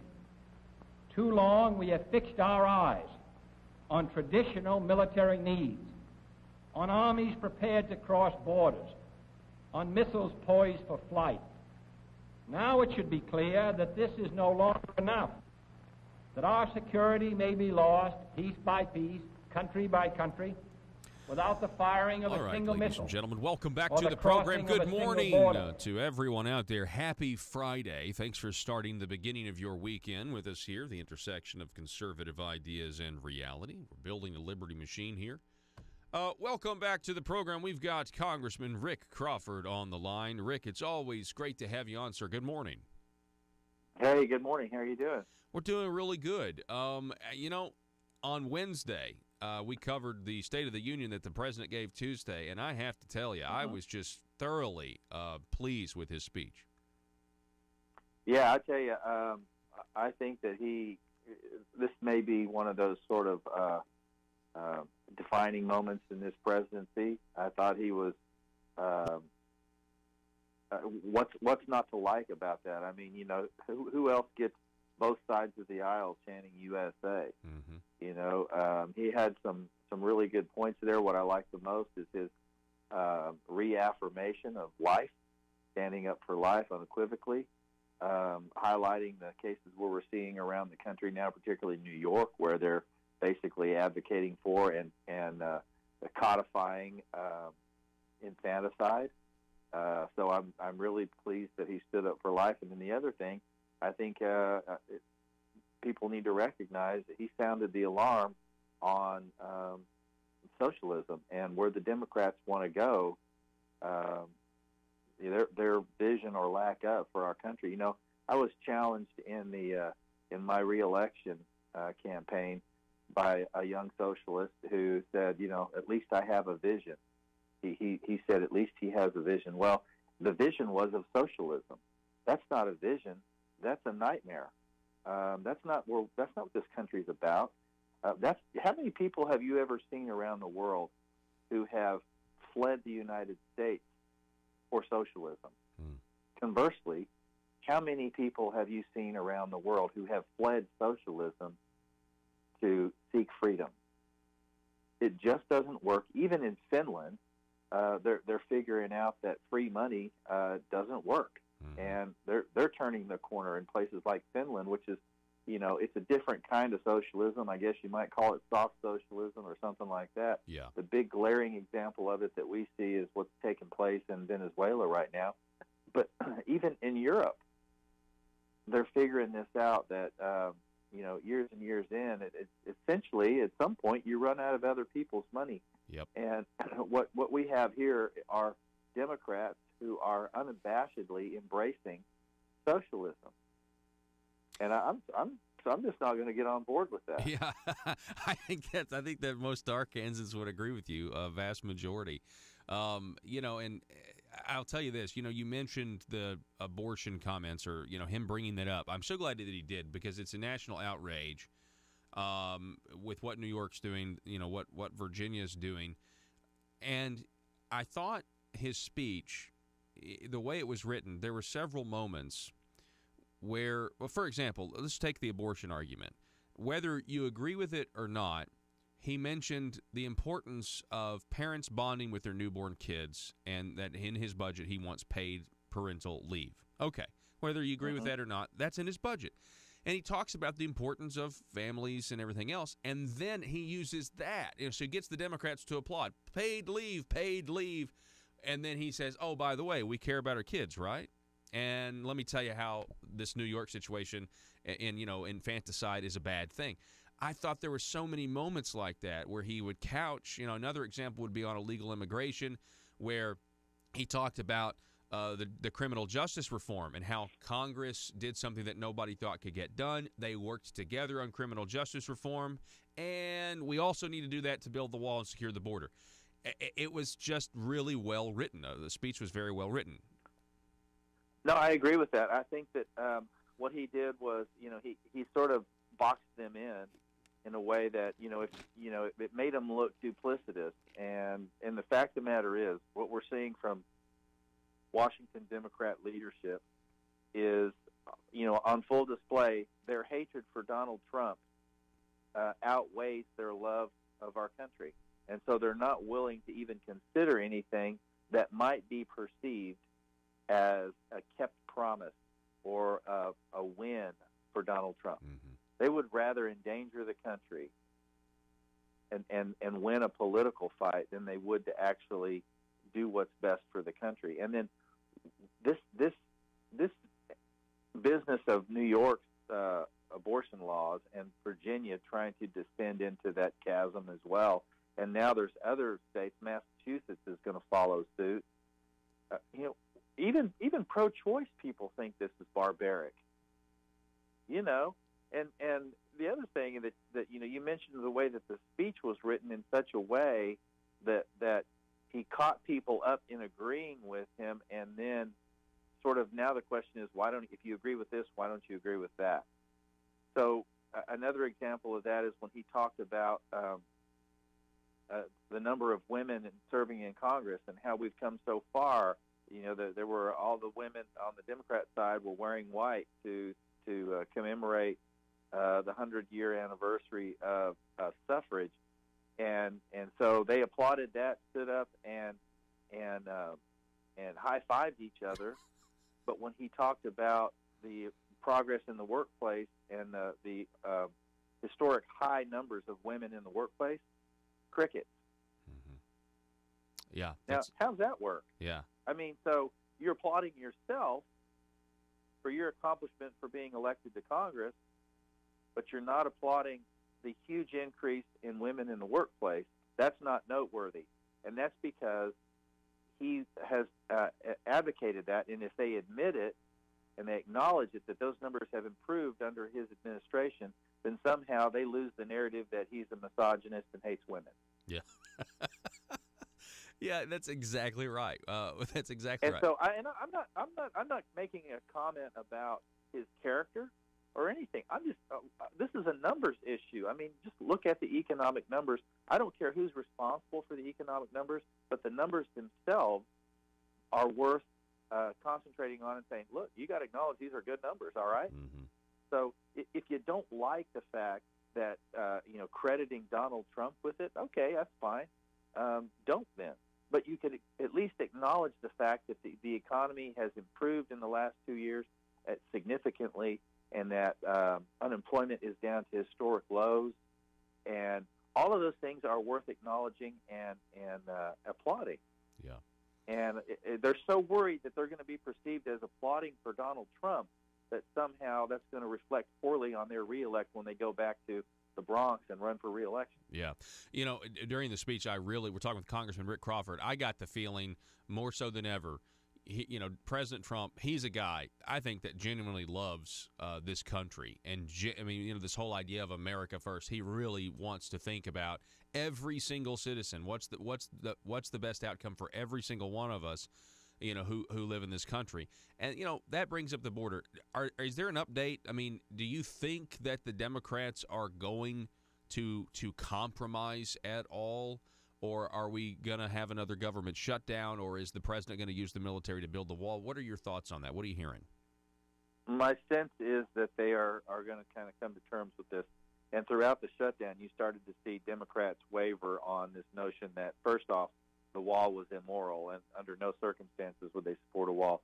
And then one by one, they started coming out and publicly saying, "Well, we're not saying the wall is immoral. We have a different perspective than the speaker. We do think that we should be able to secure the border where it's indicated," and sort of kind of coming in line with what the president said, which was that the experts on the border, Homeland Security officials who've been doing this for a long time, and CBP and things like this. This is what they're asking for. Let's give them what they're asking for. And slowly you're starting to see a turn to a more pragmatic approach that recognizing that, at some point in time, we're going to be held to account for this. And they're looking more and more like the intransigent ones here. Mm-hmm. And so I think that there's a realization that, maybe we don't need to go through this again. Maybe we should. I said this the other day at a conference. If I'm asking for 5 and you're asking for 0, how about we meet in the middle and agree on 2.5? Mm-hmm. That's a good compromise, right? You would not think. Everybody gets it. That's the idea. And I said this before. I love my wife more than anybody in the world, but I don't get everything I want in my own house. Me neither. That's so, great. How do these people function in life? I shudder to think what their interpersonal relationships are like if they're this demanding. And then the idea that somehow you can't compromise. I can compromise. There's certain things that I won't compromise on. But when we're talking about border funding, I think there's room there that we can grow into a consensus that says, here's what we need to do as a minimum. Mm-hmm. Are you willing to accept that? Yeah. And that is something I think that we should be willing to say, look, these folks down there on the border that are securing our border, that are charged with that awesome responsibility of securing our nation and our border security, let's listen to what they have to say before you just dismiss this out of hand. Hear what they have to say, and don't listen to it or view this through the lens of I hate Trump glasses, but view it through the lens of I have a responsibility to the American people as an elected official to at least listen to what these people are saying, and then form my opinion based on that. Right. And if they do that, I think they'll probably realize that, you know what, there's some merit in what they're saying. And I'll tell you another thing. Walls don't work, fences don't work. Give me a break. They absolutely work.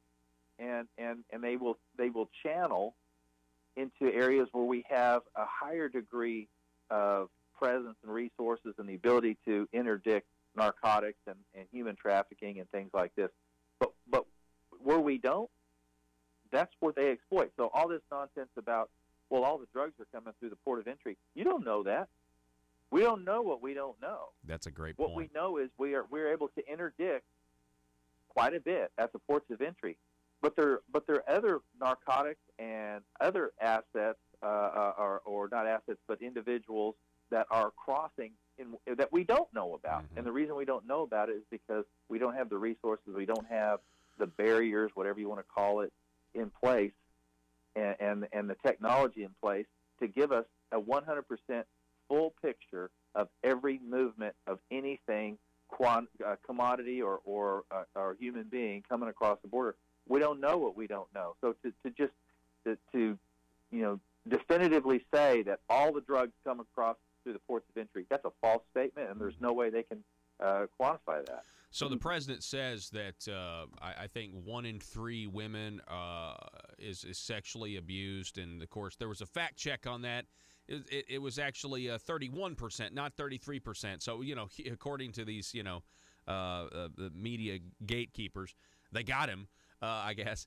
That was something I thought that was one part of the speech. The sex trafficking that's going on, the amount of kids, the amount of women every year they're sold. But Donald Trump said modern day slavery. He said we've got to secure the border to put these people out of business, coyotes, the gangs, and everything else.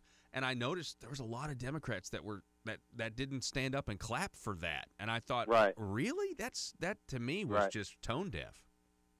Well, absolutely. And, the parsing of the facts there, 33% versus 31%. Gotcha. Yeah.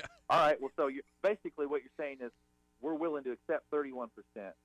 33%, no, that's the threshold at which we say no. But if it's below 33%, we're okay. And the reason we're okay is because he gave a false statement. He didn't give a false statement. I would think it's probably, again, we don't know what we don't know. So I would be willing to guess that that's probably closer to 3 out of 5. I bet it's closer to that number that are sexually assaulted as they're coming up in caravans traversing Guatemala and Mexico. We don't know, but what we do know is that if their fact check is correct, it's at least 31%, and that's 31% too many. So why would you applaud yourself because you quote unquote caught the president in a bad statistic? Give me a break, man. 1 is 1 too many. All right. And so the point he's trying to make is that there is an incentive for people to do this, otherwise they wouldn't be doing it. And the incentive is that they can get across our border, and once they're here, then they can claim status, and then they can claim benefits and all these other things. But the problem that I have with this whole deal, as I've said before, is if you want to come here to pursue the American dream, God bless you. So many people have, and we are so blessed in this country that we have something other countries don't have. It's unique to our country. But don't come up in this aggressive manner and be willing to start your American dream by breaking the law. How does that comport with the American dream? How does it comport with the American dream when you are aggressively approaching our border, waving your own flag, your national flag? That to me is an aggressive act. If I wanted to come to this country and I was a foreigner and I wanted to come to this country, my first thought would be to assimilate. That's why you're here, right? Is to come and avail yourself of the American dream. I wouldn't come waving, a flag of another country and saying, let me in, let me in. And the other thing is, I've said this before and I'll say it again, there needs to be doors in the wall. and I'm talking metaphorically here, but there needs to be doors, and those doors need to be clearly marked. Are you here to come to be a citizen? Are you here to come to work seasonally? Are you here to come to get an education? We need to know, and in any case, you need to sign the guest book on the way in, and we need to know that you're here, and we need to know why you're here. If you're here to acquire citizenship, that's fine too. There's a process for that. Yeah. If you're here to work, make money, and then go back to your family, and then come back again and work seasonally or whatever to make money for your family, that's fine too, but we need to know you're here. Okay? That's not too much to ask, and that is, to me, a national security imperative. We're talking with Congressman Rick Crawford. I know we're about out of time, and I know this may be a big question, but we have Adam Schiff, and he's trying to launch all these investigations. I know you're on the House Intel Committee, and I think the American people are going to get tired. I think they're going to get tired of not investigating Russia. I mean, that's what the mainstream media is saying. This is Russia. This is now just personal. This is now, let's just investigate President Trump and his entire life. Well, it's absolutely personal, and it got personal between Adam Schiff and Chairman Devin Nunes a couple of years ago. So it got so personal that Devin Nunes withdrew from the Russia investigation, turned it over to Mike Conaway, just to make sure there were no, stumbling blocks to that investigation. And he did not recuse himself. Let's be clear about that. They like using that word. He didn't recuse himself. He withdrew from the investigation so as not to give the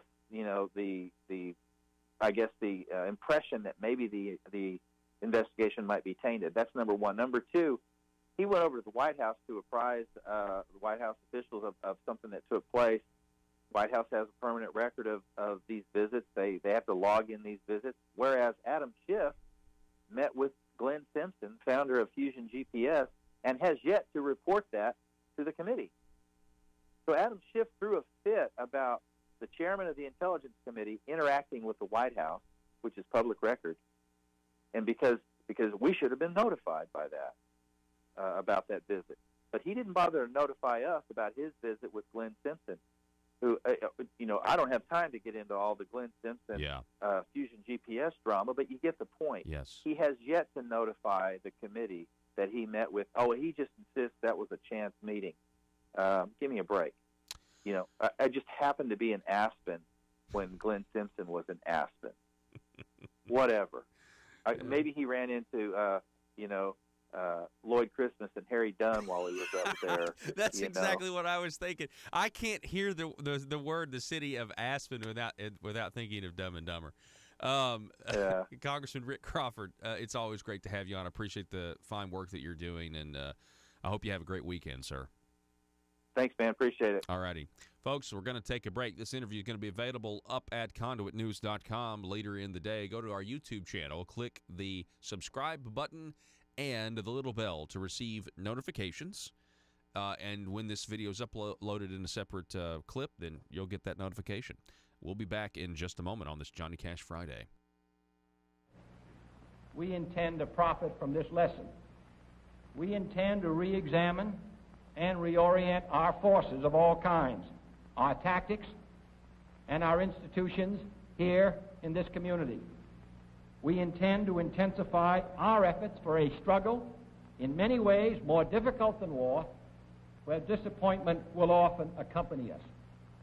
For I am convinced that we in this country and in the free world possess the necessary resources and the skill and the added strength that comes from a belief in the freedom of man. And I am equally convinced that history will record the fact that this bitter struggle reached its climax in the late 1950s and the early 1960s. Let me then make clear, as the President of the United States, that I am determined upon our system's survival and success, regardless of the cost and regardless of the peril.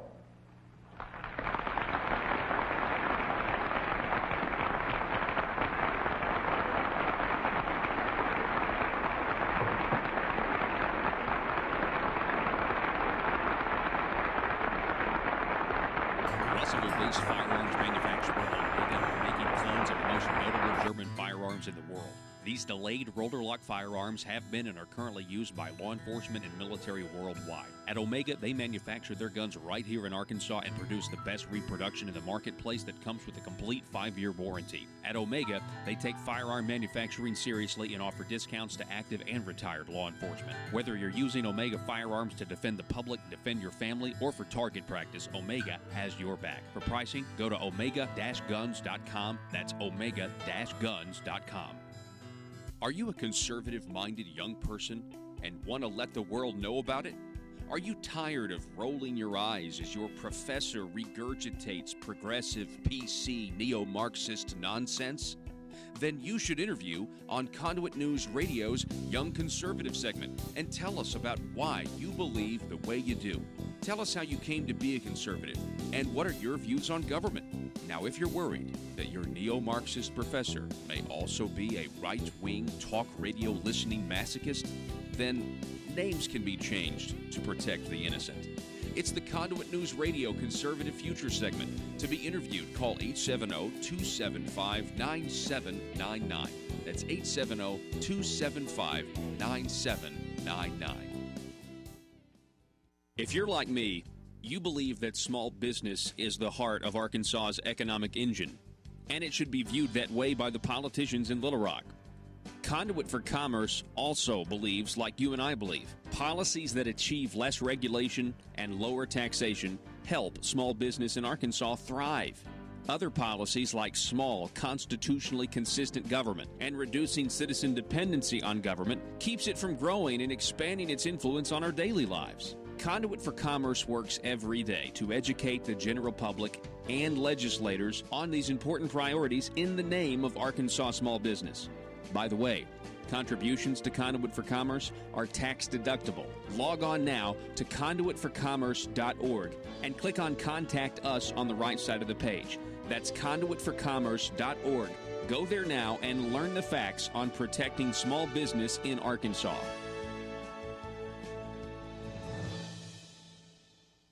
Did you?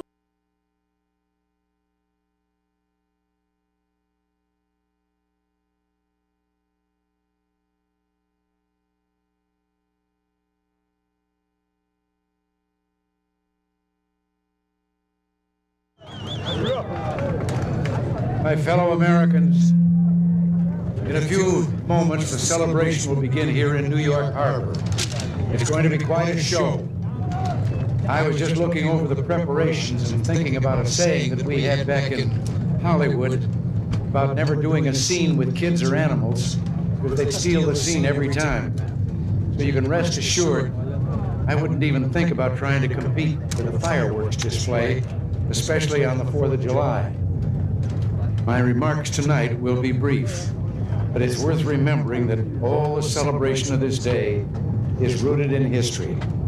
It's recorded that shortly after the Declaration of Independence was signed in Philadelphia, celebrations took place throughout the land, and many of the former colonists, they were just starting to call themselves Americans, set off cannons and marched in fife and drum parades.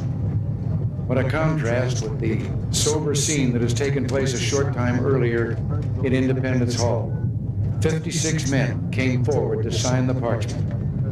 It was noted at the time that they pledged their lives, their fortunes, and their sacred honors. And that was more than rhetoric. Each of those men knew the penalty for high treason to the crown. We must all hang together, Benjamin Franklin said, or assuredly we will all hang separately. And John Hancock, it is said, wrote his signature in large script.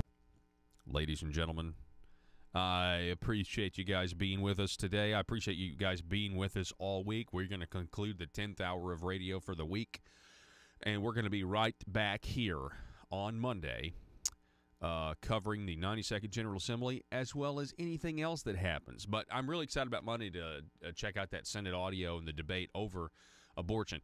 This is a big deal. It's been a long time coming. Arkansas is a pro-life state, and we need to act now to save as many lives as we possibly can in the event that Roe versus Wade is overturned. So we'll have that for you as well. I'm sure the tax bill next week will go before the House, the clean income tax bill. It's going to make its way through. So that'll be an exciting week as well. Arkansas, have a great weekend and be safe.